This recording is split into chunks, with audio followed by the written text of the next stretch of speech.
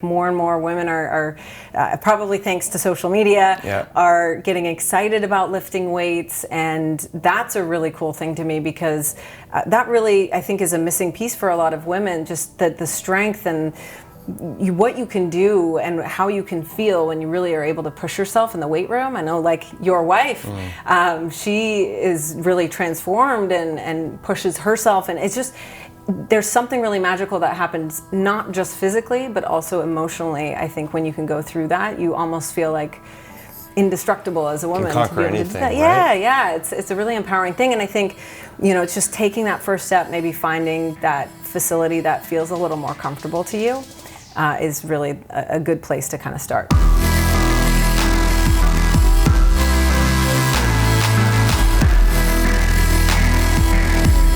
Hey guys, welcome back. It's episode number 252. Super excited that you were here. Thanks for subscribing. Thanks for hitting that like button. This is a fun show with Victoria Field. She used to be a figure competitor, a fitness competitor, and now she's a ketogenic diet advocate. She's putting on conferences with Dom D'Agostino and Angela Poff and Andrew Kutnick over at metabolichealthsummit.com. This is the last weekend in January that this live event is going on. Many experts and guests that we've had on the show are either speaking there or we'll be there in person, and I hope to see you there because I'll be there as well, doing interviews on the side and some live streaming. So definitely check it out. I'll put links there. It's gonna be an awesome event. A mix of science, networking, and practical diet and lifestyle applications that are pertinent to you. And this episode is brought to you by our friends over at perfectketo.com, the suppliers of MCT Oil powder, exogenous ketones, and a range of other blood sugar health support formulas to fit your ketogenic diet and lifestyle. And as you can probably tell, I'm traveling right now. This is not my kitchen, it's an Airbnb where we filmed some great content for you. And one of the things I love to travel with is collagen and MCT oil together. Perfect Keto supplies that product. It tastes amazing. You can mix it with your coffee on the road if you do drink coffee. Or I like to use it before I go out to eat with people, coworkers, colleagues, if I'm going to an event. See, when you're traveling, you tend to be not sleeping as well and more stressed. You're more likely to overeat and stress-based eat. And so having a little MCT oil can kind of curb that appetite, and having the collagen is nice because when you're in different time zones, when you're stressed, when you're on airplanes, it's nice to have that added gut support, good for your skin as well, for you ladies out there. So you can support our sponsor and save over 20% off on your first order by going to perfectketo.com/HIH. Again, that's perfectketo.com/HIH. And be sure to use the promo code HIH at checkout to save 20% off. You're also supporting the show as well by doing that. All right, guys, let's dive back into it with Victoria. I know they're in, I bet you wore these in high school at some point. Totally. Yeah, right? And so I wore, on trips like this, they're nice because I can lift weights in them and they look halfway decent. I have two pairs of shoes I go back and forth with. Oh, nice. Yeah, they're good it's always good when you have outfits that double as gym workout clothes. This is true, yes. Because otherwise packing, even for a short trip, right? You gotta pack gym shoes and gym clothes. Yeah. Which I do. Smart. Yeah. So welcome, Victoria. It's great to be with you. Thanks for coming on. Thank you for having me on. It's exciting to be here. We've talked about offline bodybuilding, fitness, fat loss, and I think you're in a really unique position in the ketogenic space because many people kind of have heard about keto for longevity purposes, for cancer, and we can talk about that, and you're involved in that space. But you come from a traditional fitness background, competed as an IFBB Pro, and now you're very involved in ketogenic diet promotion. You have the Metabolic Health Summit coming on. You've done a lot of work with Epigenetics. Am I pronouncing that right? The Epigenix Foundation. Epigenix Foundation, yeah. But it's based off of epigenetics and the daily choices we make, so. Right. Awesome. Well, what if we rewind the clock and talk about how you got into fitness and then why you're not doing that anymore? It's a good question. Yeah, I have sort of a mixed background. That really, as a child growing up, I was always athletic, interested in the fitness world, and tried a variety of sports, and then found the crazy world of bodybuilding actually through my husband. And actually the reason why I decided to take the plunge with that was because I was in TV news at the time, and I had to come up with a topic for a sweeps piece, which is sort of like a ratings period story that you put together that's a little longer than your average story. And I actually showcased the life of a professional fitness competitor getting ready for a big competition. Thought it might be really interesting for people. Yeah.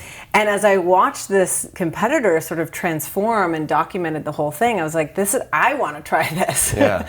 And at the time, I was on TV news as a reporter and anchor, and my husband and I on the side had also started a fitness business together. And I really wanted to take it to the next level, so started preparing for my first competition. Shortly thereafter, got my pro card, and that was really where I was sort of faced with this, gosh, I've had this career in TV news. I also have this love for fitness and really pushing myself beyond what I thought maybe I was ever capable of.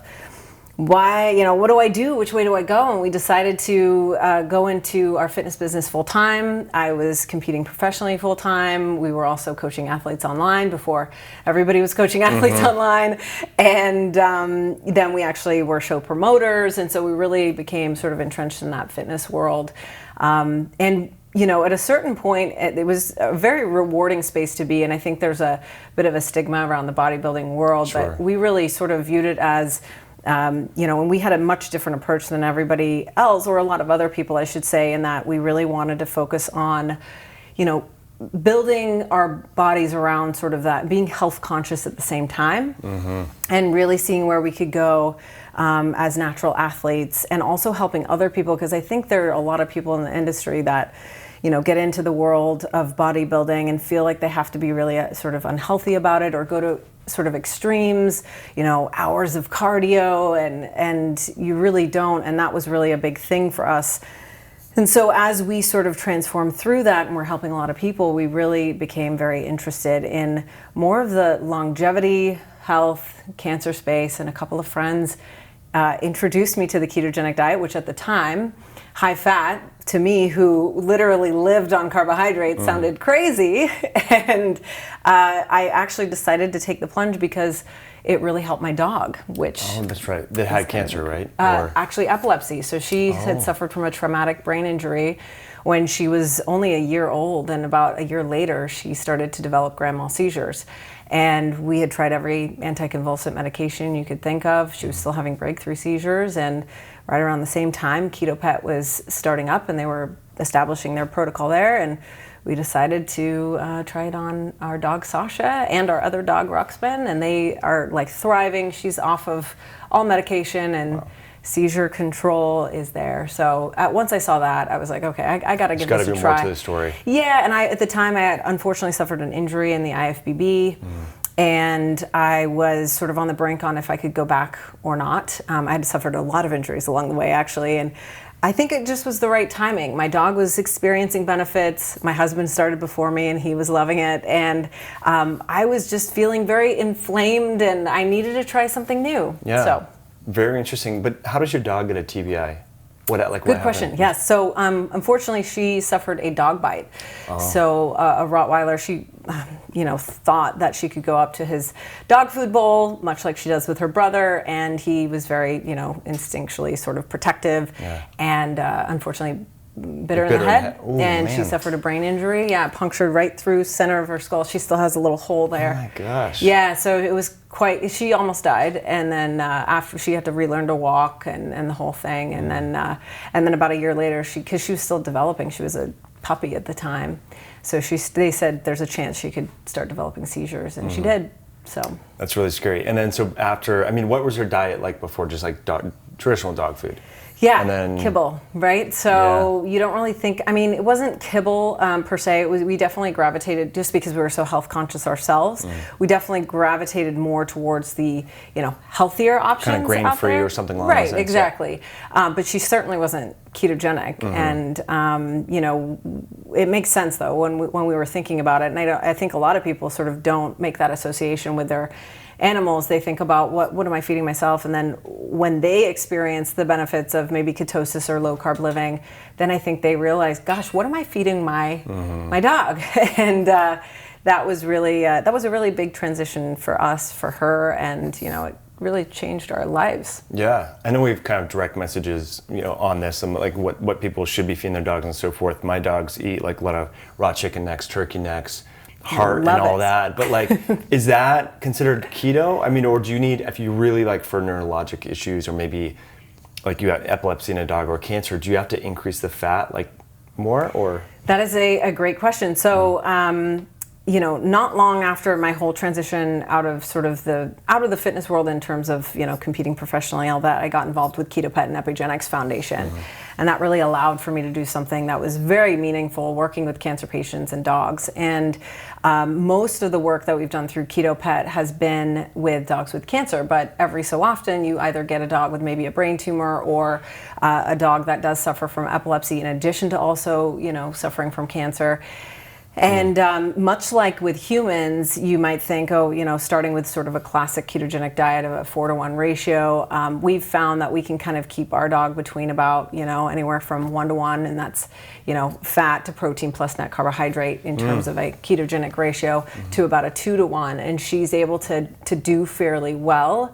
So I would say, that, but I'm sure you probably participate with your dog in maybe intermittent fasting that helps induce ketosis. So, chicken necks and organ meat and all of those great things are amazing for animals, for dogs. If you think about how they sort of evolved, they really didn't sit around a campfire cooking up potato and time to eat.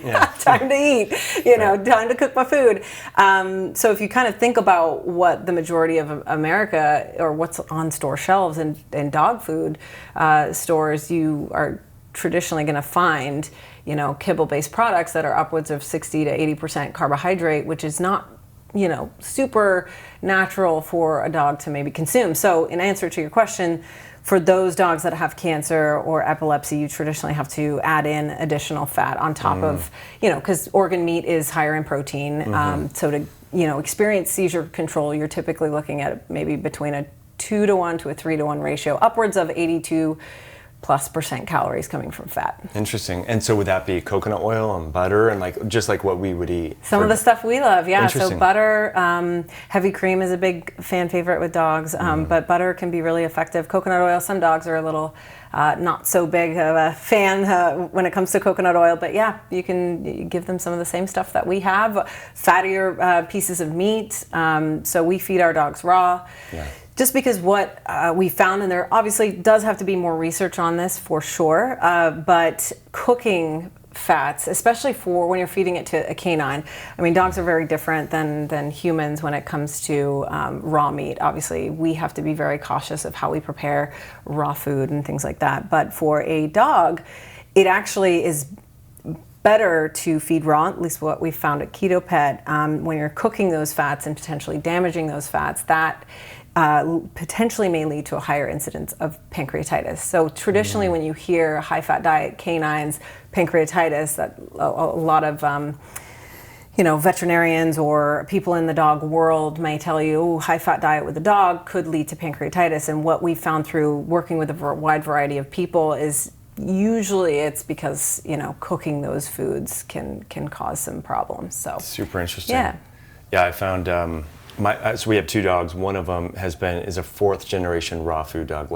So I got him from a breeder in Arizona, and I wouldn't say he's any smarter or more intelligent, but he's definitely more resilient than my other dog that I got from the pound. It was kind of a dog from Kansas, and they ended up in Boulder, Colorado when I lived there. And anyway, so it's interesting, but a lot of people are scared to give their dogs, if they're new to this, the raw food, because they think that the dog is going to get a parasite or get some sort of And obviously you don't want to give them the crappiest raw meat you can find, right? You don't need to go to Whole Foods and get the super expensive things. But when this interview airs, it'll be near Thanksgiving. So folks, a great tip, and I'm sure you use this too, is to go to Whole Foods or any butcher or whatever that has, maybe pasture-raised turkeys and get the necks, because they're on sale. The turkey necks are usually like $3.99 a pound or cheaper. You can buy a big bag of them and freeze them, and it's great if you have a pet. I love it that you're giving this tip, because you're totally speaking my language. Turkey necks are on sale around Thanksgiving. That's awesome, and that's so true. Another tip for Thanksgiving is you just want to be cautious about, some people will actually drizzle fat drippings that they've sort of from a cooked frying pan on top of their dog's food, or allow for that. You want to be kind of cautious of that, because again, it's cooking fats. You just you just want to be cognizant of that. Totally. And raw feeding is, in my opinion, one of the best ways you can go with dogs. So Francis, is it Pottinger? He did some research in cats and gave the cats cooked food, and after several generations, they were osteopenic and had weak bones and all that. Anyway, so the non-dog owners right now are like, all right, I'm gonna go to something else. So let's get back to fitness and fat loss, because I think we can really learn a lot from you over your experience in this.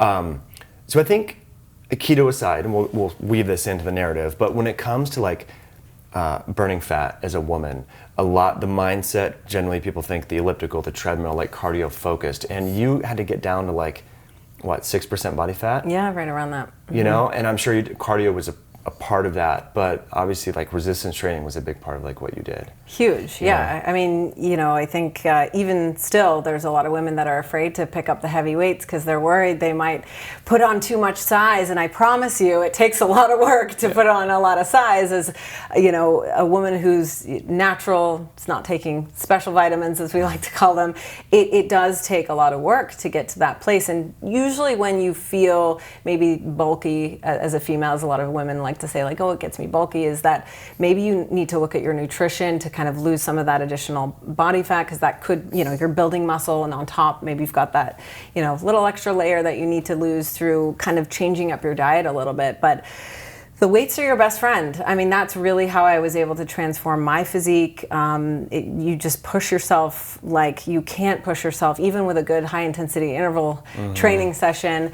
Weight training is so supportive of just everything from, female hormones to bone density, you name it. It's so very important, but it's often, I feel like, overlooked with a lot of women still.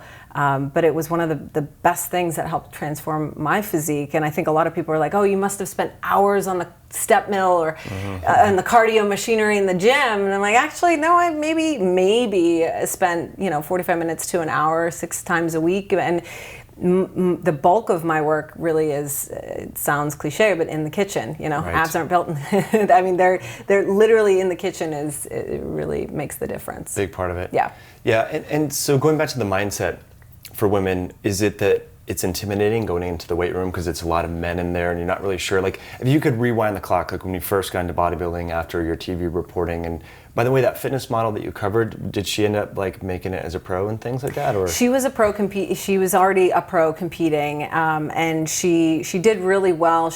I don't know that she placed in the top 5 at that show, but it was more so about like the journey leading up to it. She was also a mom, and so I really wanted to show, at the time in the bodybuilding world and the fitness world, being a woman in that space, and still to this day, I mean, you definitely, there's a certain perception about it, and, it wasn't as common to find a woman in the weight room. I think more and more women are probably thanks to social media, are getting excited about lifting weights, and that's a really cool thing to me, because that really, I think, is a missing piece for a lot of women, just the strength and what you can do and how you can feel when you really are able to push yourself in the weight room. I know, like your wife, she is really transformed and pushes herself, and it's just, there's something really magical that happens, not just physically, but also emotionally. I think when you can go through that, you almost feel like indestructible as a woman. Can conquer anything, right? Yeah, it's a really empowering thing, and I think,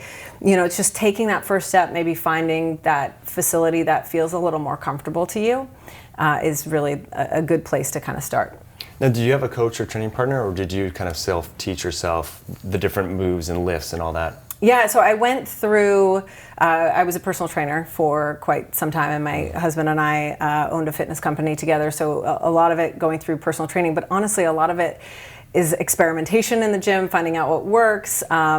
My husband's also been a huge fan of fitness in the bodybuilding world, and an athlete his entire life as well. So that was really, he obviously had his own set of moves that I learned from, and then we tried to train together. It didn't really work out very well because we both were personal trainers telling each other what to do. Like, no, that. What are you doing? Too funny. So, but over time you really learn sort of what works, and when you really take the time to dive into the research on both the nutrition and fitness front, that really allowed us to evolve and kind of find our own style. I think, looking back and sort of my training now, in addition to those very compound, like bodybuilding, aesthetic focused moves, it's so important to be functionally fit. And if there's anybody in that space right now that's watching this, I would say make sure, in addition to like strengthening specific areas, that it can all work together as a unit. So key. Because functional training is so important. I know you're doing powerlifting, which is amazing, and I've yet to try, but It's so fun. yeah. Because it's so different compared to like the high volume and like 5 sets of 5 in bodybuilding or whatever, right? It may be different. This is more like lower reps, and so like even like, you know, sets of 2, like 7 sets of 2 or 7 sets of 3. So it's totally different, but you push yourself. It's that mental grit too, because the weights are significantly heavier. And so I think it's a great mental exercise, like you were speaking of. But you mentioned something in that last part about experimentation. And I think a lot, and I see this with women, and it's really the direct messages that I get, and I'm not picking on anything, I just see a pattern where women generally want to know the recipe. Like, tell me exactly what to do. The recipe, the tips, and my wife gets the same direct messages, whereas like, you know, it's just like, just try it. If it's cooking, is it 1 tablespoon of salt or a pinch, whatever. If if it was too much, then next time add less, right? So what would you say to some women if they're like, well, I don't know exactly what to follow? Like, just go in there and experiment and try some things and... Yeah, I really think you have to go into it with an open mind, and there's just no one right way to do anything or one right way that's right for everybody either. You know, it's much like... it's part of the reason I like the ketogenic diet so much is you can actually validate it in blood, and you know, you know, where your thresholds are at maybe, because a simple blood test will tell you, oh gosh, you ate too big of a steak or whatever the case may be. But, you know, I think for somebody just starting out, you really have to get to know yourself in the process and be your own advocate through whether it be fitness or your own health, and find out what works for you, and what works for maybe you and your wife probably won't work for somebody else in that same way. So you really have to be open-minded and able to adapt, and you know, definitely do your research and read, and if you don't feel comfortable in a gym, get a trainer to show you, get a good trainer to show you some of the basic moves and how to use things. Obviously you don't want to hurt yourself and just fly around dumbbells, but you know, do your research, be open-minded, and just understand that it's a process and it takes some time. Yeah, and don't be worried about experimenting, whether it's diet or whatever. Because kind of that parlays into the next thing I was going to ask you about, is like macro tracking.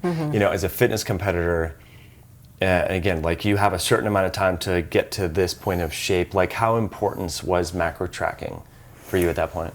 Yeah, so I wasn't as much as a if it fits your macros kind of person. I was more so, I personally preferred having sort of a set plan that I knew every day that I could kind of memorize and switch foods in and out and just get the hang of. And obviously for gut health purposes, I would switch foods out from time to time. But the whole if it fits your macros thing for me just made me feel like every time I had to kind of do math and calculate, and it just is a lot of work for me personally. So, you know, I would certainly every day, you know, you hit a certain caloric intake, certain macro count and all of that. I had a little bit more flexibility, I'll say, though, because for whatever reason, I mean, my metabolism going into show, I could, you know, eat upwards and beyond of 3,500 calories and get leaner and have to. I remember my first pro competition. I worked with a coach at the time where we, you know, collaboratively worked on my nutrition, and he got me very lean for that first show. I mean, it was probably under 6% body fat. And at that point, you know, once he saw me in person, it was like 5 days leading up to the show, I was having a burger and French fries, and all my pro competitor friends were hating me for it at the They're time. having rice cakes and egg whites. Yeah, egg whites and spinach and all these things. So I was very different in that sense, that I had a little bit more flexibility. But for sure, when you're trying to get, as a woman, you're trying to get that lean, you definitely have to be very strategic about it. But do you think, I mean, now you're doing coaching with cancer patients and people with other more serious health issues and things like that, how important is tracking the macros, and then at what point do you like to encourage people to be more intuitive about it? And the reason why I ask this question is sometimes, let's say I'm inactive today, like you and I both traveled, we've been sitting around, like if I was told that my BMR is 2,500 calories, right? So my resting metabolic rate is burning that much, then I would feel like I need to eat today, even though like I'm going to fast because we're sitting around. It's a great time to fast. Like,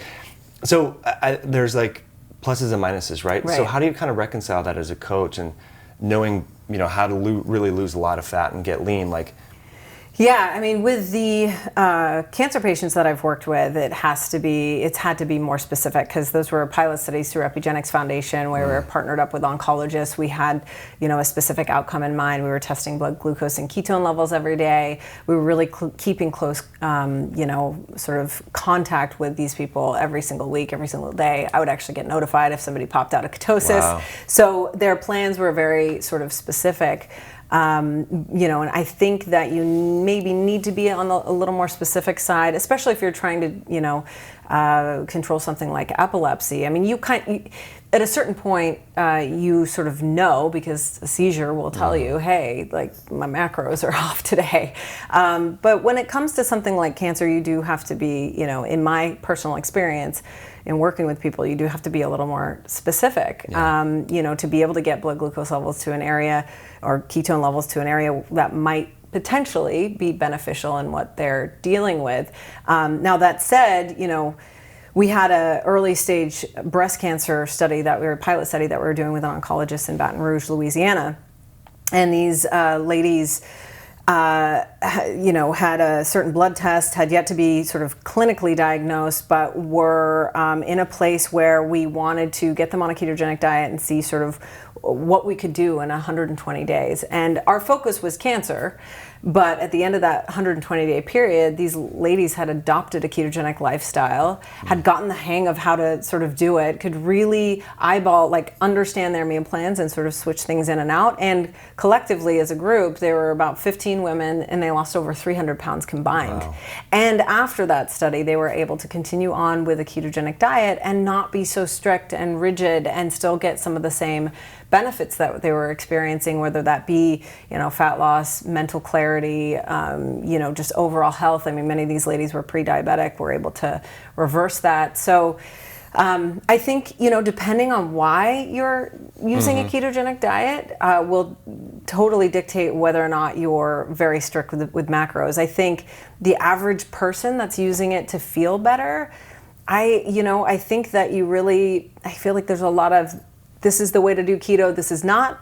I think you really have to find out what's right for you, because everybody can, you know, I do think quality of foods really makes a difference. And I think that you shouldn't be afraid of, you know, eating too many leafy green vegetables. You shouldn't be afraid of having that big steak from time to time and popping out of ketosis. I think there's real benefit to allowing yourself more of a broad spectrum of foods on a ketogenic diet.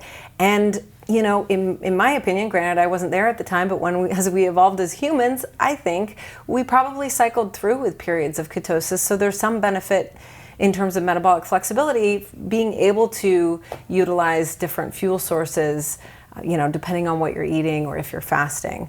So that's my sort of opinion. Disease management is obviously a different ballgame, but. Totally.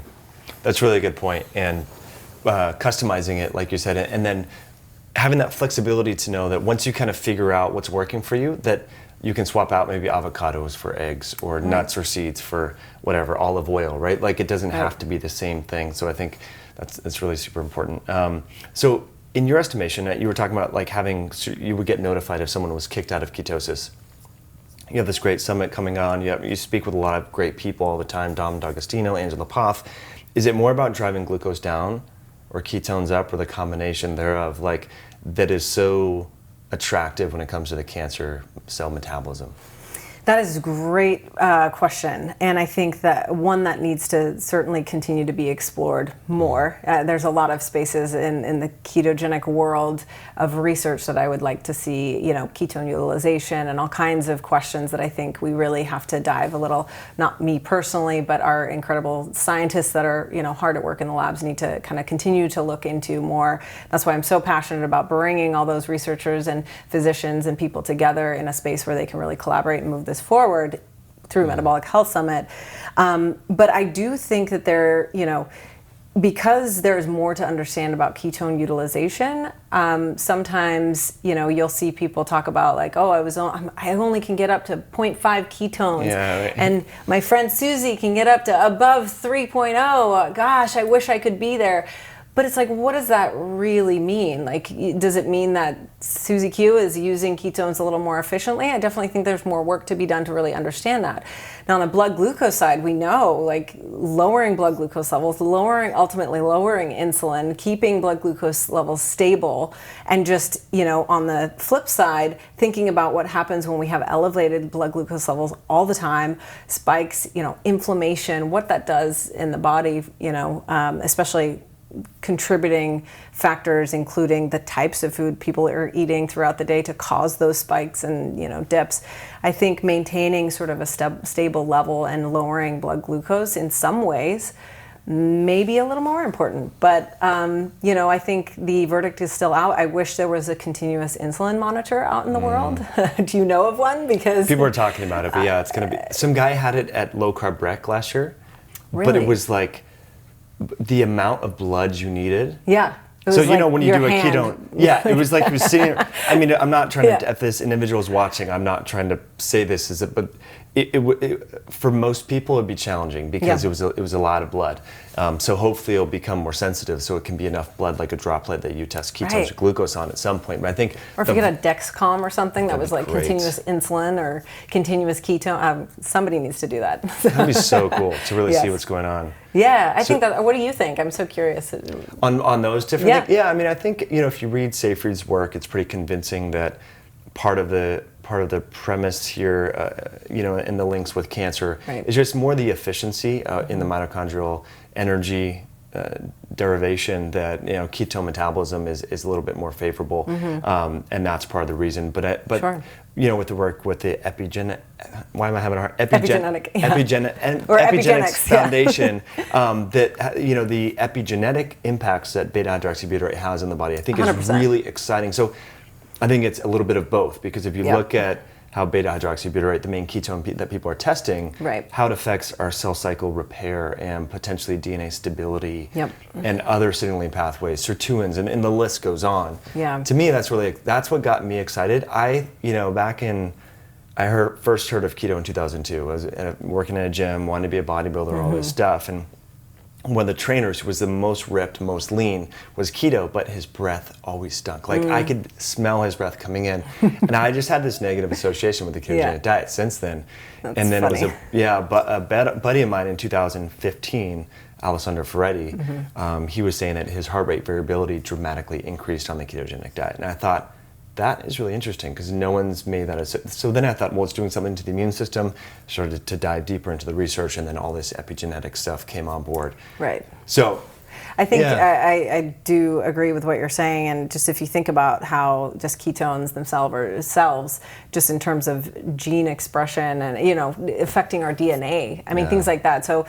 I would agree in that ketones themselves, obviously, there's something going on there. I mean, in terms of the ketogenic diet being effective in such a broad spectrum of ailments, clearly there is something to ketones themselves when it comes to cancer specifically, or something like ALS or autism. Right. So, but I do think overall, just in the pilot studies that we worked with, seeing some of the lower numbers when it came to blood glucose and then ultimately insulin and blood testing and things like that, there's a lot of benefit to that too. But I think both obviously have to be there, but there's certainly a lot more interesting research that I'm excited to see is sort of coming to be slowly but surely, and in the work of Dr. Dominic D'Agostino, Dr. Angela Poff, what they're doing at USF, to Tom Seyfried, Lou Cantley. I mean, it's really exciting to see what the future holds with that. Totally. And what's intriguing about that, their work, and you kind of hinted at it, is looking more at utilization. So a lot of people, they get excited, they hear about this diet, they buy a ketone meter, they start dropping the carbs, increasing the fat, whatever. Their ketones are high, but they're like, well, my ketones are high, but I'm not losing the body fat. So that's really where it's going to be interesting to see, is it the beta hydroxybutyrate to the acetoacetate ratio, or what is it that differentiates people, like you said, Sally Smith, who whatever, has low ketones, but she's ripped, right? So it's like, what's going on there? So lean mass, what does that mean in relation, to how well you're able to utilize? I mean, I know a lot of athletes, they like sit on the lower range for ketones, but are they just using them a little more efficiently? Lean mass may certainly have something to do with it. So with that in context, if you were to test your ketones, maybe not right now because you've been fasting for a while. We should just test them right now. Yeah. I'm kidding. Where would you normally be? I mean, you've probably done some testing on yourself. I'm typically right around the 1 range, but it's interesting. I love the ketogenic diet mostly because of the cognitive function component, but also because it's provided such freedom. I mean, I came from this athletic place of like, I constantly had to be thinking about how I was fueling my body, when I was going to eat next because my metabolism was crazy, to this place of, oh my gosh, I forgot to eat and I feel better because of it. That was a new experience sort of, for me. So I think, in transitioning from this whole fitness world to the ketogenic diet, that's really been a fun process to just have that freedom of not having to think about sort of my next meal. And in turn, back to the ketone sort of numbers and where that's at, it's also very easy for me to realize that I'm not even getting like a quarter of the protein I used to eat. And I think in some cases, some days that might be a good thing. But I also think that I sit around the 1 range because sometimes my protein's too low, just to be totally honest. It's really, because I can literally go all day long and not, much like I know you do while traveling, or we both do and did today, all day long and not feel hungry, not feel like I have to eat. When I was in TV news, if I didn't eat, there was no way I could go on TV and ad lib and not make stuff up. It wasn't fake news, but you know what I mean? Like, be quick on your feet. Thank you. Yeah. Because, it was just like I needed to eat in order to have that brain function. My brain needed glucose to operate at the time, and to go kind of completely the opposite direction. Sometimes I actually have to be cognizant and say, oh gosh, I probably should get in a little more protein today. And I think that's something that, in working with a lot of women is a really important factor.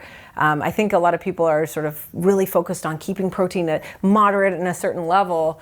And I think it's really important, just as important as fat is to hormone function. I mean, protein is a really important component too, and you need to keep an eye on that. Totally.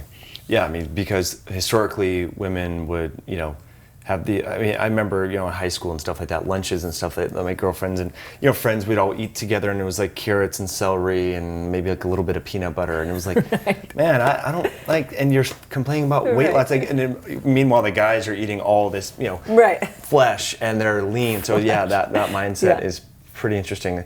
And that's why I'm not necessarily the biggest fan of the carnivorous movement per se. I think it can be helpful for a lot of people. But I will say one positive of that is getting more people interested in hearing more about protein, particularly women, because again, it was like you had to have like egg whites or tilapia or boneless, skinless chicken breast or whatever, and so now red meat is back in vogue, and I think it's pretty unique. That's a positive thing. Maybe not everyone will agree with us on that, plant-focused community, but I do think it's a good thing, and I think it's a really exciting time because, protein or meat-based, food to fat, though, more so is, the whole demonization of fat is starting to not fade away. There's a lot of work to do, but it's a really exciting time to see where we're headed and how people are more embracing that. And I think that's exciting because we're going to see a lot of people feel a heck of a lot better here soon. That's amazing. So a few final things I definitely want to get to. Your lipid profile, because you were talking about fat. But since you brought back the conversation of bodybuilding, I have some mindset questions. So, all right, you're getting super lean, super ripped, 6% body fat. You're on stage, like the best shape you are in your life, right? And then you come off, and then you start eating normally and training normally. So naturally, whether you're a man or woman, you're going to gain more body fat. How does that affect your mental state? And does that kind of rope people in, and so they keep competing and then maybe get into drugs or other things? Like, does it mess with your head a little bit, or? For me personally, it didn't really, because I don't know, I saw it as like sort of an opportunity where I could really grow. For me, like the whole process of getting to the stage, coming off, getting better, and sort of competing with myself through that was really exciting to me. So I enjoyed both, the on, or I like to call it the improvement season. And that was really, both were sort of a different kind of challenge to me. And I got really excited about that. I do know that there are a lot of women who struggle with that process and having a healthy perspective around going from that lean to, gaining body fat again. I think you really have to, going into that industry and that world, to have a, strong mindset, one, but make sure that you don't struggle with eating issues or, any sort of disorder prior to going into that, or sort of vulnerabilities in that sense, because that can potentially make things a little worse and trigger things for people. So I do think that perspective is everything. And really, for me, the industry, we decided to kind of get out to be able to do something more with cancer patients and contribute to this whole incredible movement that's going on with metabolic therapy. But the bodybuilding world for me was really more of a time where I got to grow mentally and really push myself beyond just the physical. So, yeah. Interesting. So it was more of a mental pursuit in it, it was a personal growth, personal development area.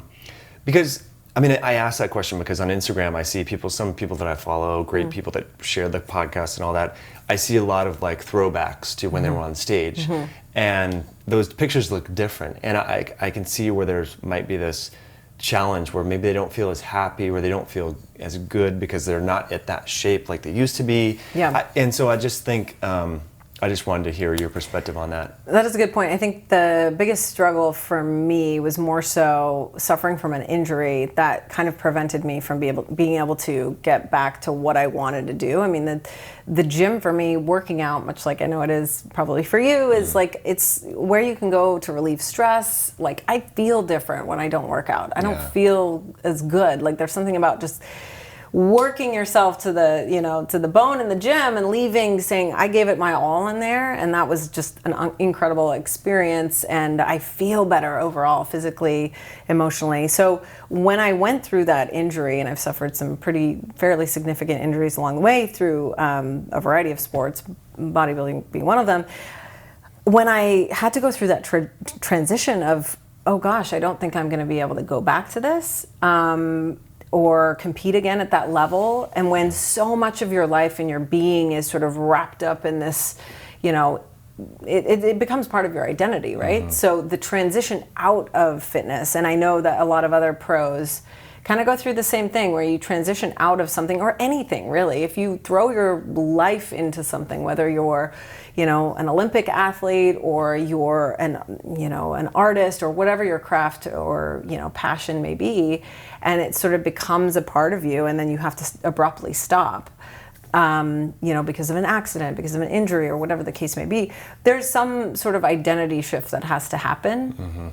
And thankfully around the same time is where I really started to dive into the research with the ketogenic diet, and became sort of re-inspired to, throw all that energy of what I'd been doing to kind of create my life in this fitness world into helping other people, sort of being of service, getting the message out about this incredibly promising metabolic therapy, and bringing nutrition into the conversation when it comes to the diseases we suffer or the ailments we face. That there's nothing more inspiring and exciting to me that's really helped me in transitioning from where I was competing as a pro athlete to now. There's nothing more rewarding than helping other people. And Absolutely. So that's where my head's at now, and that's great. Obviously taking care of myself in the process, but totally, no, absolutely. But the key point that you mentioned there is the gym was not only part of your identity and so forth, but it was also your way to de-stress, right? And so forth. And so when that's taken away from you from an injury, it's one thing if it's volitional and you're like, I'm too busy with work, or I had a child or whatever, but man, that really is tough. And as humans, we naturally will pay more to avoid loss or pain than to gain pleasure. And so when you are sidelined, outside of your control, it's really tough. Yeah, and I think it really takes, for me, it was sort of like somewhat of a blessing in disguise, in that it really provides, you have to look at it as sort of or at least I did, as an opportunity to really grow emotionally, like mentally. You know, okay, I can't do something because I have a neck injury. Okay, but I can do this, or I can devote this time that I would be to myself and, you know, killing myself with a workout to maybe helping somebody, you know, implement this therapy because they're facing a cancer diagnosis. So really a shift in mental perspective, and it really challenges your mental toughness. And I'm all about that too. I mean, as much as I was like into challenging my physical self in the gym, if you can push yourself mentally, and really when it comes down to it, in my opinion, it's far more of a mental battle to get to that stage as a fitness competitor. It's far more challenging to, you know, push yourself outside of your mental comfort zone in my experience. So that really, I think, allowed for me to really fine tune, you know, what's going on up here versus physically. Such a great point. And I wanted to ask this question. It's a perfect time to ask us. Did you feel happier when you were at that point? So a lot of people like, oh man, if I only had 20-inch arms, like for guys, if I only had 20-inch arms, I'd be happy. Or if I only could bench press X. Or for women, if I could only have a bigger, you know, what's it, like booty gains, right? So like you have this incredible physique, right? Were you happier at that point? No, I'm definitely not as happy as I am now, and that sounds kind of weird. I mean, there's definitely, you know, I unfortunately I'm going through an injury right now, so I can't push myself physically, and there's something that really, you know, sparks endorphins and all kinds of amazing cascade of hormones that you know love. But when it comes to finding sort of happiness, there's no physical form. Physical form is fleeting. I mean, we're never going to be like this forever. So if you don't work on that emotional component and that mental health side of things, which I think is often not talked about enough, not focused on, you know, I think it's exciting to see meditation and these things that, you know, improve our mental health through the daily choices that we make is starting to become more and more a part of what we do as Americans. But to me, that really makes a massive difference, and that really can truly bring happiness, because you can have the six-pack abs, you can have the biceps if that's what you want, but if you've not worked on, you know, true happiness and mental health and that whole massive component to life, it's like, gosh, you can achieve that level of leanness, but be the most miserable person on the planet if you're really not also associating your happiness with certain things or achievements physically, I think is maybe not the most healthy approach. Totally. Or long withstanding approach that's not going to be around for the long haul. So if it's your physique that's tied to your happiness, what are you going to do when you get older, which inevitably happens? Yeah. Yeah. It's tough, but I think a lot of us, they get into fitness, and maybe I'm just speaking about myself, but I've heard this from many other people, is maybe we do feel lonely, depressed, or inadequate or whatever, so we go to the gym to make ourselves stronger, and then as a side benefit, we're like, wow, I feel better, I'm more confident. I see that if I can build my body, I can build my mind, or I can build this business, or I could approach that person that I was scared to talk to, right? So, but I think it's good to realize that that's a healthy side benefit. The happiness is not going to come from your bigger arms or your six-pack necessarily, right? And I think a lot of people become kind of disappointed because they're like, well, I'm here, my physique is shredded, but there's this emptiness inside. Right. It's kind of like making a lot of money. I mean, I'm not a multi-billionaire by any means, but yet, but you know, it's that sort of thought process of like gaining sort of a certain level of material things, or getting the perfect job, or all of these outside sort of factors in your life, and looking to that to, you know, be the answer to all of your dreams and happiness, when you really have to like go inside yourself, work on what's going on inside. I think helping others through that process can be more, it can be the biggest sort of provider of happiness when it comes to, you know, life. I think that's what we're sort of on this planet to do, is help each other along the way. Talk about that all the time. I love that you agree with that. That's awesome. But I do agree though, like obviously physical activity is important. I'm not saying that it's not. And the more physically active you are, the happier you know, there's all kinds of stuff that helps with mental health when it comes to physical activity. Obviously we know that. But I do think that you kind of use use that physical activity and those feelings that you get from a really great workout and feeling like you can conquer the world, but also put just as much effort as you are in the gym into your mental fitness as well. Serving others. And yeah, that's so key. You know, it's interesting that we're talking about this. I've had this theory, and it was one time I was in New York a few months ago. Are we good over there? Can I go ahead and switch Yeah, over? let's switch it. Yeah. Yeah, just on this one. Let's Yeah. get down to 4 minutes. Yeah, so I've had this theory. I was in New York. It was like last spring, and I was looking around at all these people that were seemingly thriving. They weren't exercising. You know, a lot of people on the East Coast smoke more than on the West Coast, I've noticed. And I was like, that they are so resilient to be able to like thrive without exercise, without fasting, without good food. Now, I just thought How it was are you living? No, Yeah, I'm I was like, kidding. I was really impressed. Like Yeah. legitimately, like that's so Yeah. amazing because like.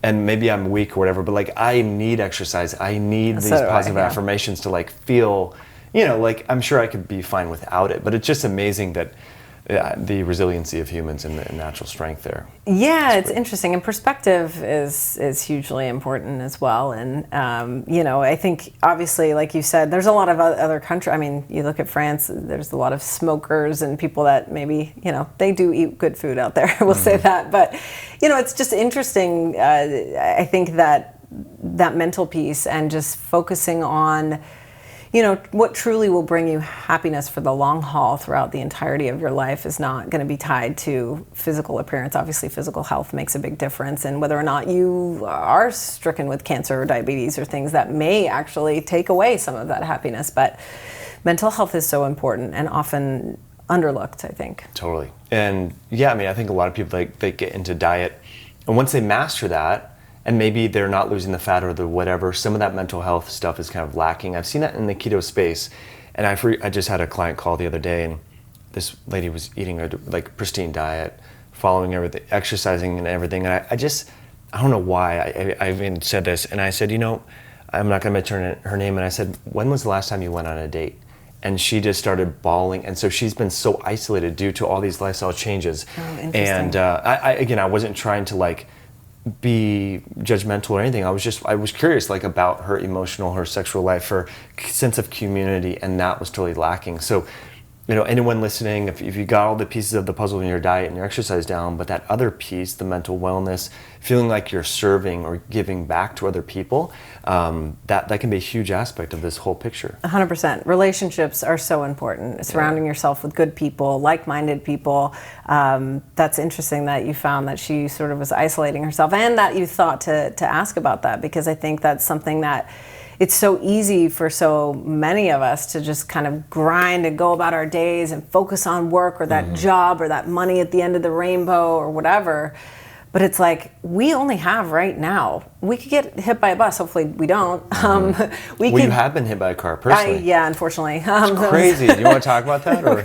Sure. Yeah, we could talk about that. But yeah, I got hit by a car as I was crossing the road, and somebody tried to run a red light and went off into the windshield. Part of the reason why I'm dealing with a neck injury now, because silly at the time, but continued to train around that injury, and compensation over the years has led to further problems. But yeah, kind of back to what I was saying is this could be gone in a moment. Yeah. It literally is right now. It's the relationships we have. It's what we're able to do for others. It's how happy we are in ourselves. I mean, it's not about, you could work your entire life to try to make all the money in the world, to try to get that perfect job, to that perfect physique, and it could be gone tomorrow, and you never get to enjoy, you know, once you're 60, 70 years old and you have all the money, then you get to go live life. It's like, we've really got to put things into perspective, I think, and relationships is such, I mean, that's what we have, family and friends, right? Totally. So. One thing, giving back to others too, like Yes. ensuring that whatever you're doing in your profession, or maybe it's volunteering or whatever, that is more fulfilling. It just feels great. And like you said, I really think that all of us are here to do that. And that's where, you know, the ketogenic diet, exercise, what have you, mental work helps you not only feel better for yourself, but give back to others in a more meaningful way and in a more impactful way. And to kind of summarize or close on what we're talking about, you're going to have a great person at your mixer talking about spirituality and wellness and all that, if you want to talk about it. Yeah, so Metabolic Health Summit, we've got all the top physicians, scientists really in the world to speak to metabolic therapy, the ketogenic diet, but it was really important for us to be able to bridge the educational gap between that incredible science that's being done right now and the real world, because that's how you push this whole movement forward, in helping people understand the incredibly important research that's going on, but also what does that look like in your kitchen? How do you bring this to life? So in doing that, in addition to, Dr. Dom D'Agostino and Dr. Thomas Seyfried and Lou Cantley and a variety of incredible scientists, Dr. Sarah Hallberg, who I know you've spoken with before, we are also bringing in some pretty big influencers and thought leaders in the space. Aubrey Marcus is one of them. He's obviously been able to take a lot of that science and put it into a context and help people in making those daily choices and helping them understand that that's what leads to increased longevity and ultimately human optimization, if you will. So we've got everybody from Suzanne Ryan, Keto Karma. She's lost about 120 pounds on the ketogenic diet, to a woman named Jen Fish who's suffered from a few autoimmune disorders, and she's been able to thrive on the ketogenic diet, to cancer patients. We're having special interest forums, one of which is hosted by Miriam, who I know you've interviewed before, the ketogenic diet for cancer, all the way to a session by a neuro-oncologist who's going to showcase how to actually implement a clinical trial using the ketogenic diet to really hopefully get this whole thing out there, more clinical trials underway, because it's an exciting time. Cedars-Sinai is doing a big clinical trial that was sort of inspired by a lot of the work that we were able to collaborate with Epigenix Foundation and the neuro-oncologist I was talking about. And that's really the first step, I think, to bringing this into the conversation when people are maybe initially diagnosed, or hopefully, just improving overall health. It's part of that conversation one day of, low carb nutrition and the benefits of ketosis from time to time. Absolutely. That's awesome. Yeah, and Aubrey Marcus, that's what I was referring to. I think that's going to be amazing. Like hearing him speak, and he was recently in a car accident as well, and has been very public about that and how that's changed his perception of what really matters in life, relationships, people, meaning, purpose, and being able to breathe. Right, it's crazy. Eat your food, yourself. I remember, taste it, right? You don't think about those things. I feel like I get so caught up in that daily hustle all the time.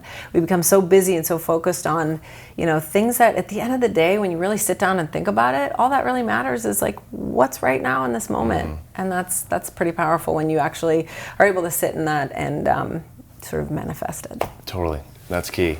Let's finish off on the lean mass hyperresponder phenomena that you discovered with Peter Atiev. Is it okay of talking about? Yeah. So a lot of people, when they're new to keto, eating low carb, high fat, sometimes their cholesterol numbers change. And if you're okay sharing your experience and kind of what you learned from that. Yeah, so I started keto before there really was the incredible resources that there are out in the world right now. And so it was sort of like shooting in the dark. We were trying this whole high-fat diet that, first of all, felt really backwards to me at the time, because I came from a very low-fat place in the fitness world. And we decided, to give it a try. And I said, well, if I'm going to do it, I'm going to do it right. And just, took all that strategy and discipline from my fitness competitive days and said, well, why don't we do it with just as much rigor? And I tested my blood work before I started. I tested about 60 days in, 90 days in, and was periodically testing and trying to understand how this was actually affecting me from the inside out. I felt great. It took me about 7-8 weeks to kind of start to feel normal in the gym. But my numbers went sideways, and part of me, I was sort of doing it partly because in terms of blood testing, because heart disease is something that has definitely stricken quite a few members of my family. And so, obviously at the time, before there was a lot of information out about it, I was being told, why are you doing this? Your heart's going to explode. And I said, no, I really think we've got to take a closer look at this. And my numbers were off the charts, and so at first I was like, "Gosh, I don't even want to tell my family what my numbers are. I don't So even you're know." gonna be like, we told you the whole time. We told you so. No, but it was an interesting time because it was sort of a little scary because I was kind of going into unmarked territory. Like no physician could really at the time until I started.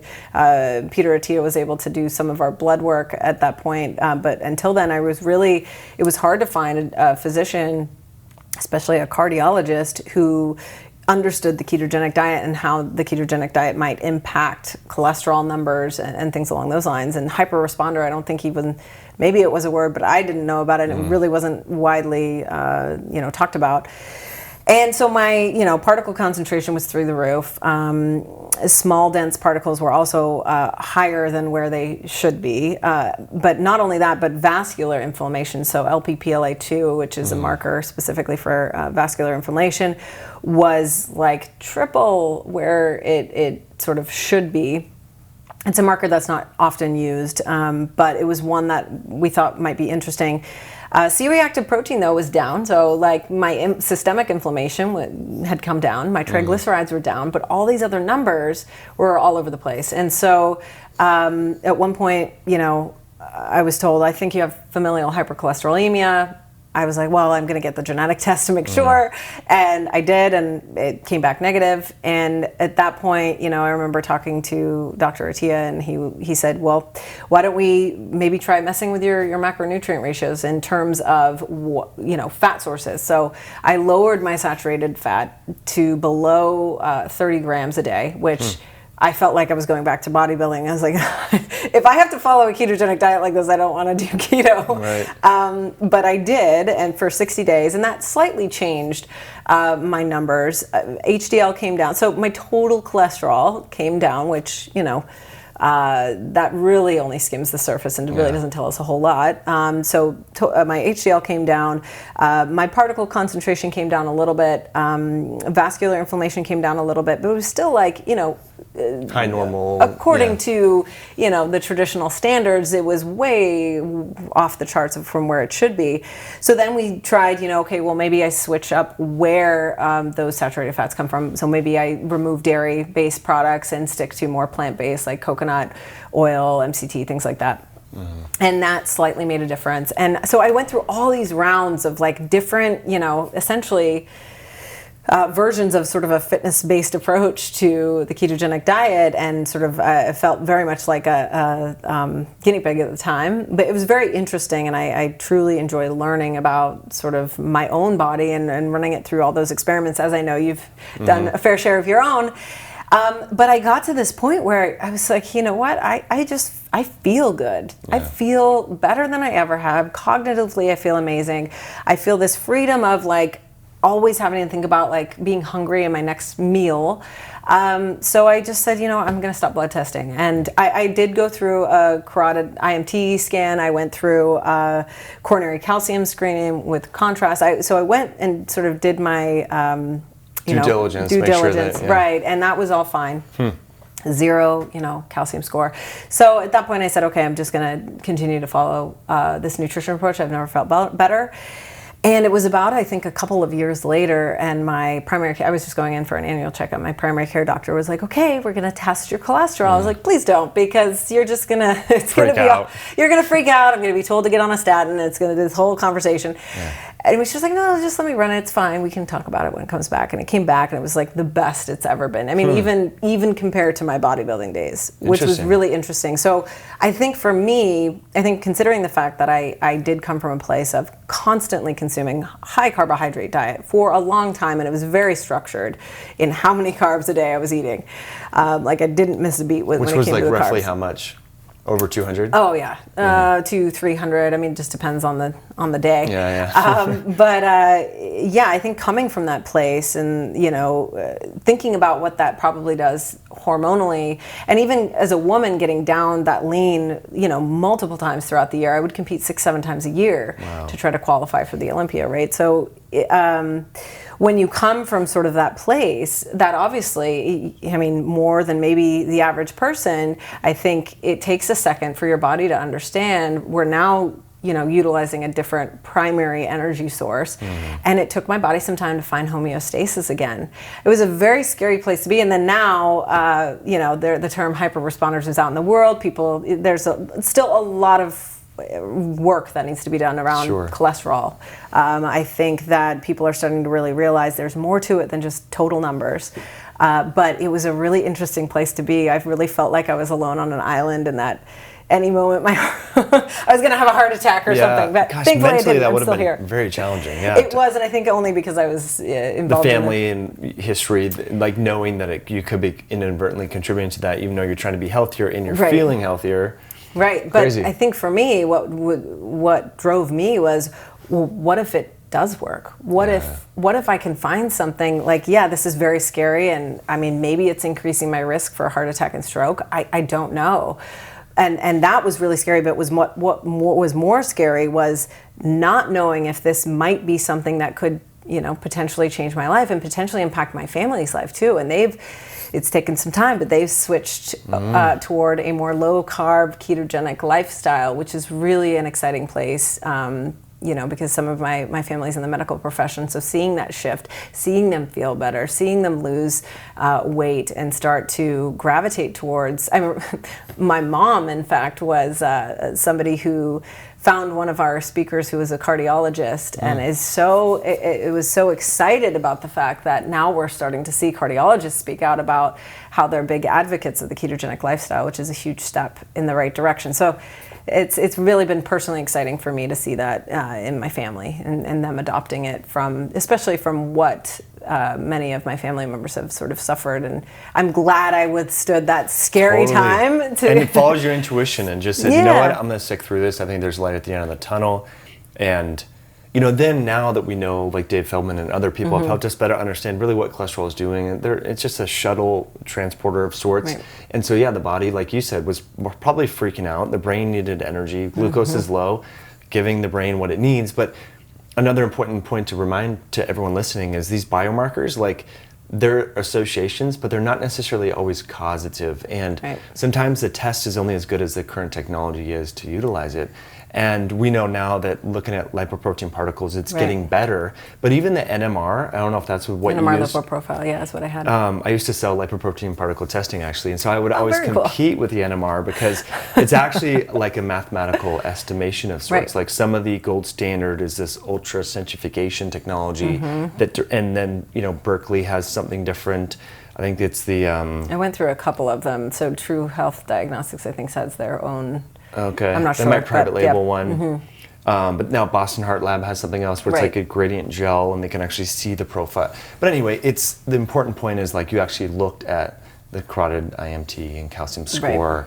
It's so important to look at all factors and not just kind of fixate. I mean, the fact that unfortunately we're still sort of stuck, or some people are still stuck on total cholesterol when there's so much, there's just like, there's systemic inflammation in the body. What does that look like? What do your triglycerides look like? What does your HA1C look like?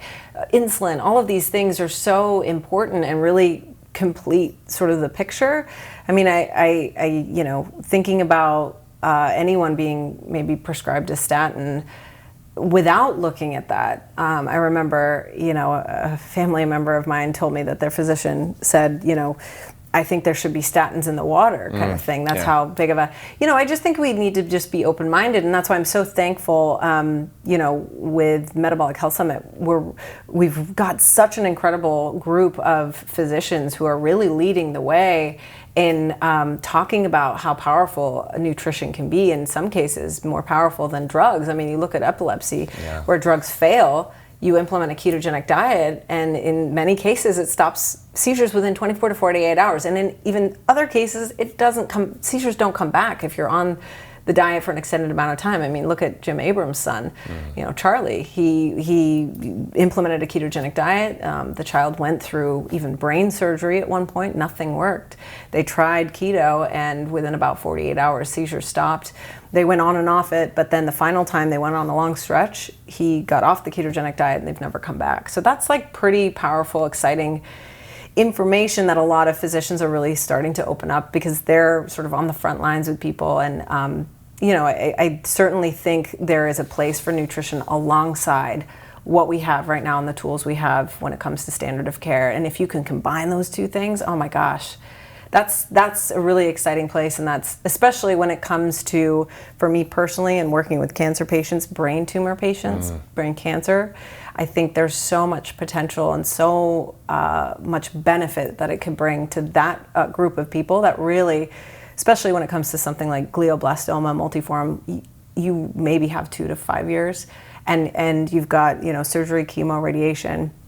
If you could implement a nutrition approach that not only might help improve your outcome or your prognosis, but will also maybe help you feel better, will also provide empowerment, because you can actually feel like, hey, I'm doing something every single day that makes me feel different and might impact something, or may even improve the efficacy of the treatments that I'm going through. Gosh, that's an exciting place to be. So it's really cool to start to see how many physicians are becoming on board with this. The clinical trials that are underway. The research that's being done in the labs. I think the next 5 years are going to be pretty incredible when it comes to metabolic therapy. Oh, it's amazing. Yeah, I mean, everything you said right there is fantastic. I do a lot of research and all that, and so my alerts for the ketogenic diet have been set up for 3 years, and they would trickle in, and every day now I'm getting alerts from PubMed and Google Scholar. These are peer-reviewed academic articles that are emerging. For a while it was all gut microbiome, right. And now it's my keto stuff. I'm I'm gonna have to unsubscribe to the microbiome stuff, because it's a lot of tissue culture. In all your free time that you have, right? Right, You've not been able to read all of it. It's so exciting, though. Yeah. I mean, I think one of the most exciting things, and you actually touched on it the last time we talked live on social media, was the scientific poster session. So every year we have scientific poster session at Metabolic Health Summit, where we're able to showcase work from clinicians, scientists around the world that oftentimes feel like they're maybe working alone in this, when they're really not. There's so much, like you said, research that's underway. We bring them together, they can showcase abstracts, and there's nothing more inspiring than literally standing in that room with scientists from the US to Germany to you name it, and you can hear about this work that's not even been published yet. That's right from the horse's mouth. Right not from the horse's mouth. Science Direct or Wall Street Journal's interpretation. Yeah, that was so fun. I have an Evernote from the 2016 or 2017 of all the scientific sessions and the abstract. Oh, just going around. I saw the whole. It was so cool, and a few of them were really. It was really cool. That's one of my favorite things. I mean, I'm not from sort of the academic world. I have quite, as we've discussed, quite a mixed background. Yeah. But when I was first able to attend a scientific conference and see a scientific poster session, there's something really powerful and inspiring. You kind of leave conferences like that to where you really understand the magnitude of this movement and where things are headed. It's awesome. So again, the summit, it's the end of January 2019. Yeah, January 31st through February 3rd. And it's metabolichealthsummit.com if people want to look up all the speakers that are coming out. But it's essentially a ketogenic experience, from the science to the application to nightly keto receptions. You're going to get a little bit of it all. Totally. And for me, it's a community of the keto people. It's so many nice people, and the transformations. And I mean, it's a really good group. Now, if folks are listening to this, say in Tokyo right now, whatever, Australia, can they live stream it? Are you going to offer that or no? We're not going to do a live stream, but the videos may be available at least in parts or for a limited time, potentially after the conference. So those are details we're working out. If you sign up for our email list, we will definitely keep you updated with that information if you can't make it all the way out to Los Angeles. But if you can, I promise it's worth the trip. Totally. And you can have up to 1,000 people? Well, about 800. Okay. So it's still, you've got that sort of somewhat intimate vibe there. We do have a VIP mixer and a gala dinner as well that supports 2 incredible nonprofits. So 50% of all California-based ticket sales are going towards the Charlie Foundation, which is really big on education in the epilepsy community. Jim Abrams, who I just mentioned, heads that organization up. And then Max Love Project, that helps families facing a childhood cancer diagnosis and helping them thrive, from nutrition to sleep to stress management.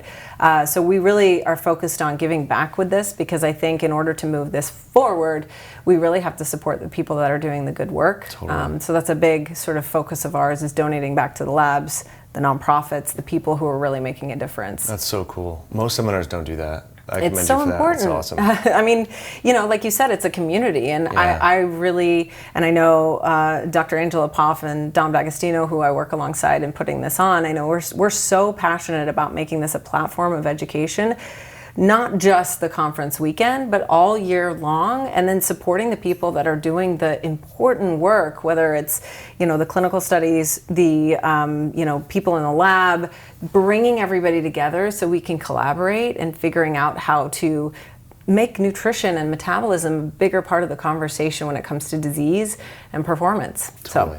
That's like the Silicon Valley model, right? Where like the East Coast, like IBM and so forth, it was all like vertically integrated, like no one talked to anyone else except for IBM, and there was all these like non-compete clauses. And then Silicon Valley, there was like people, started this company, sold it, then worked for something else, and that's how it became this tech hub. And so Right. I think these conferences and what you're trying to do is really bridge science, bench to bedside, with laymen, with physicians. Like it's really a good combination. Yeah, I mean, it's certainly it's a scientific conference through and through. It's it's got the scientific rigor is there, but at the same time, we really see that there's a real need for making sure that the information that gets out to the public is accurate, is evidence-based, but is also friendly, that people feel like it's inclusive, it's not exclusive, it's not a this is right, this is wrong. Let's have an actual conversation about the science that's going on here, and that's why we called it Metabolic Health Summit.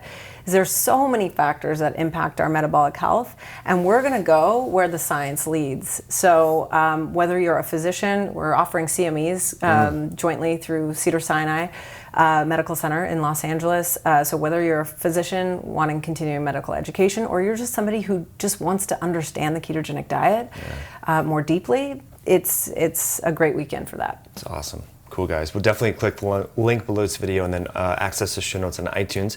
How are we doing on time, Dylan? We've got 26 minutes on this card and 10 minutes on this one. 10 minutes. Okay. So, Victoria, we like to ask every guest on the show a few final questions. The first one being your morning routine, and I'll just kind of preface this for everyone listening. We know that successful people have like a set of rituals, habits, routines, and you're a driver, go-getter. You'd like to succeed in multiple domains in your life and have succeeded in multiple domains. So what do you do like upon awakening and just the first few hours? Like how do you set up your day for success? That is a good question. And lately I've been slacking, I'm not gonna lie.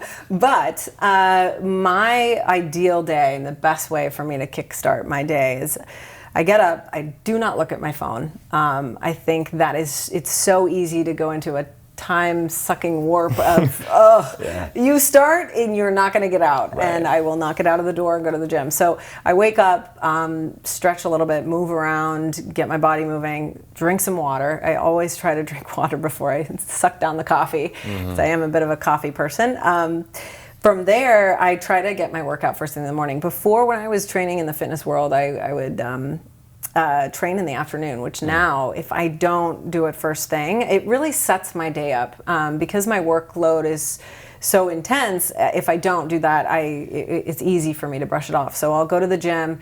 Oftentimes I like to sit in the sauna to start. I'll go there and just sit and, sort of... warm up kind of thing. Warm up a little bit, kind of breathe, meditate, and then go hit the gym as much as I can right now with an injury. And then following that, come back. And that's usually when I sort of start the day. Either some days I'll fast, so if I don't really have sort of intense training session in the gym, I probably won't eat until like maybe 12 or 1. But if I do work out, I'll come back and I'll cook some food. It's usually eggs, avocado, things along those lines. You keep it simple, and that's how I start my day. And that's really great. I think for me, I think it's so important to be sort of mindful in the morning, and that's something that I have to work really hard at every day. I think that there's a lot of talk about like, I start my day with breathing, meditation, and all these things. It takes work to be able to get to that place where you make time for yourself in the morning. So when you ask, what that literally will lead you up to success, depending on how you go about that. That's so true. And the point that you kickstarted that conversation off with was avoidance of the phone. Brendan Burchard, in his studies, the high performance habits, and he's done a lot of research in this and interviewed high performers and low performers. And just getting on your phone first thing in the morning decreases your overall work productivity by 30% throughout the whole week. Totally. So and then like Dylan, you were talking about this, like, you know, people, we're comparing ourselves. Like if the first thing we see is a super fit person or super rich person, whatever, then we're saying, well, you know, we're always making comparisons. Oh, yeah. I'm not that rich, I'm not that fit, maybe I suck, maybe I'm not as good or whatever. So just as tempting as it is, because we do have the meditation and the mindfulness apps on our phone. I know. It's so like, they're just one click away. So you're like, I thought about that. I was like, gosh, that doesn't even make sense. You still can get notifications mid-meditation. I feel like you've got to separate.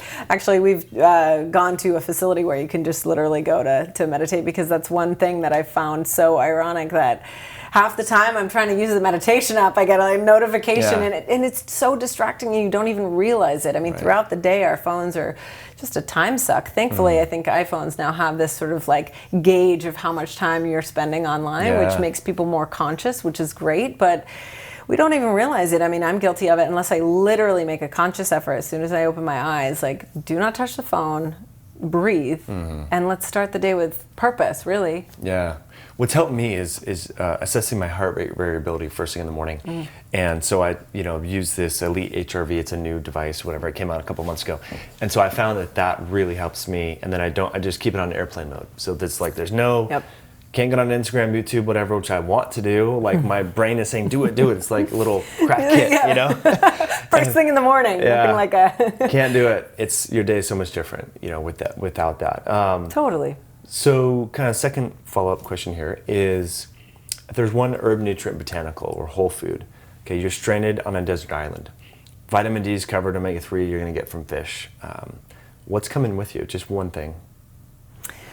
Food. Or a supplement. It could be creatine, it could be turmeric root, and then like what's really important to you and why? I honestly think when it comes to like full balance, like you're going to survive and live the long haul, it's certainly not going to be bananas. It's going to be red meat, 100%. Because just in terms of like the amino acids, everything, it's the one thing that I truly feel like you could survive and be healthier potentially at the end of that trip on your island by yourself. You know, that's personally what I would bring just to kind of survive. Maybe a good book or 5, but red meat for sure. That's awesome. No one said that before. No, everyone said turmeric and resveratrol. And yeah, it's a great point. Gosh, well, how would you survive just on turmeric? No, I know. No, I mean, it's great. Don't get me wrong. I love it. I take it as a supplement. But like, I'm going to be chewing on my steak, and you might not be happy in a few weeks. Right. Exactly. You'll be a little orange. What would you bring? Well, so my one thing that I think turmeric is pretty important. I don't have a one thing, and it changes with time. So I'm just kind of curious to see, you know, what you would bring. I truly feel like it literally, if you think about it, the one thing that if you were to be stranded on an island and wanted to come back maybe even healthier, it's sort of a complete, you know, fat, protein. You can eat some plants. Yeah, I agree. I think it'd be good. Awesome. I agree. Okay, so let's fast forward to 90 days roughly. A parliament member from the UK or someone from the World Health Organization is at your event. And they said, Victoria, this event is amazing. I'm going back to speak with my colleagues about diet and lifestyle change for my constituency. What should I know about nutrition and health that I can share with them? And it was just like a quick and passing moment. What would you want them to know about? I mean, it could be keto or not keto related, but what do you think, like, if we could just change one thing as a culture, mainstream, what would that one thing be? What would that one thing be if this very important person could take something back from the conference? And implement some policy around, that nutrition, metabolism, our daily choices are far more powerful than I think we give credit to. And we really need to refocus our attention on those things in order to really reverse and potentially impact a lot of the ailments, diseases, horrible things that we're facing today. Because if you sort of look at some of the choices that we've made as a society as a whole, or the government regulations and things along those lines, it's really, and you look at sort of the state of our society in terms of education around food, what we're consuming, and what we're also facing in terms of illness, there's certainly a relationship there. And so we really need to bring nutrition metabolism into the conversation when it comes to increasing longevity of somebody who just wants to live a healthy life, and also having that be a powerful component to how we look at disease. Love that was a long word. It's very answer. succinct. Your training in your former, career, if you will, as a news reporter came into play there. That was good. Yeah. So just to summarize, that sometimes politicians or policymakers get excited about things like genetics, maybe, or the new drug, the blockbuster drug, and then just the day-to-day nutrition choices kind of gets de-emphasized potentially because there's this new breakthrough. But what you're saying is like really, really going to focus on the day-to-day lifestyle choices and nutrition choices. Yeah, well, some of those choices that we make impact genetics in a way, right? So, I mean, whether or not certain things are expressed or come to be down the line is directly related to what you decide to eat, over the course of your life. So 100%, one goes with the other. And while I am a big fan of, there obviously is a lot of benefit to standard of care and where things are at, and there are medications that save lives.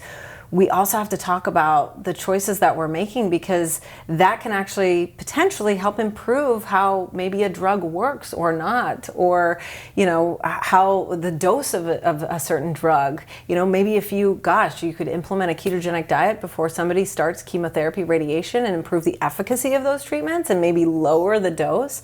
Think about what that might do in terms of those, prognosis and just how people are feeling through the process, right? So Totally.